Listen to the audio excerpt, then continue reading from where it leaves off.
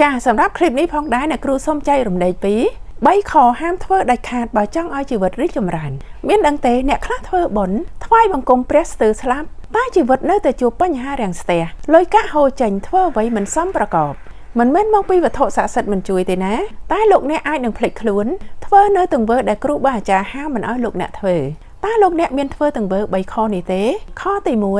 ធ្វើបុណ្យហើយហាមមើងងាយមនុស្សបើយើងសាងបារមីតែចិត្តរបស់យើងនៅមើងងាយជន់ឈ្លីអ្នកដតីថាគេវាថ្នាក់ទាបអ្នកនោះថ្នាក់ទាបជាងលោកអ្នកបើលោកអ្នកគិតបែបនេះបុណ្យនោះនឹងคล้ายទៅជាបុណ្យដែលលាយឡំជាមួយនឹងទោសៈគួរណាស់តែបានអានិសង្សតែវាคล้ายទៅជាការសន្សំអត្តាគឺតួខ្លួនហើយក៏ជាការសាងនូវកម្មថ្មីដោយមិនដឹងខ្លួនខទី2ហាមទៅបន់ស្រន់ហើយមិនបានទៅលាបំណន់សច្ចៈវាចាវាជាអ្វីដែលសំខាន់បំផុតនៅក្នុងលោកនៃវិញ្ញាណនៅពេលណាដែលលោកអ្នកខុសសច្ចៈជាមួយនឹងវត្ថុស័ក្តិសិទ្ធិកម្លាំងថាមពលនៃភាពស្មោះត្រង់ដែលនៅក្នុងខ្លួនលោកអ្នកវាក៏អស់ទៅទេវតាគ្រូបាអាចារ្យនឹងបែរខ្នងដាក់លោកអ្នកភ្លាមខទី3ហាមមើងងាយទីកន្លែងស័ក្តិសិទ្ធិការដែលលោកអ្នកមិនជឿគឺមិនខុសនោះទេតែការដែលលោកអ្នកទៅធ្វើទង្វើដែលផ្កើនឬក៏មិនមានការគោរពសម្ដេចអាកប្បកិរិយាមើងងាយមើលថោក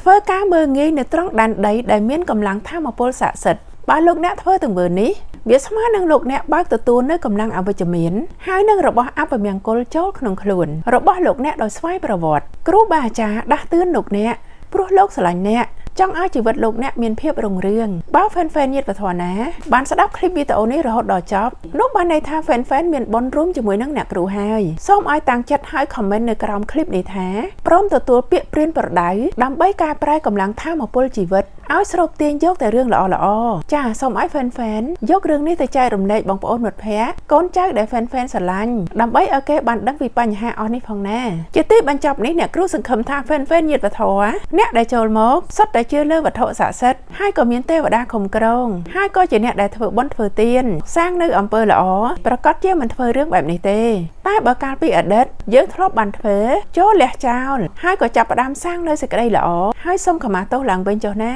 សូមអរគុណសូមជម្រាបលា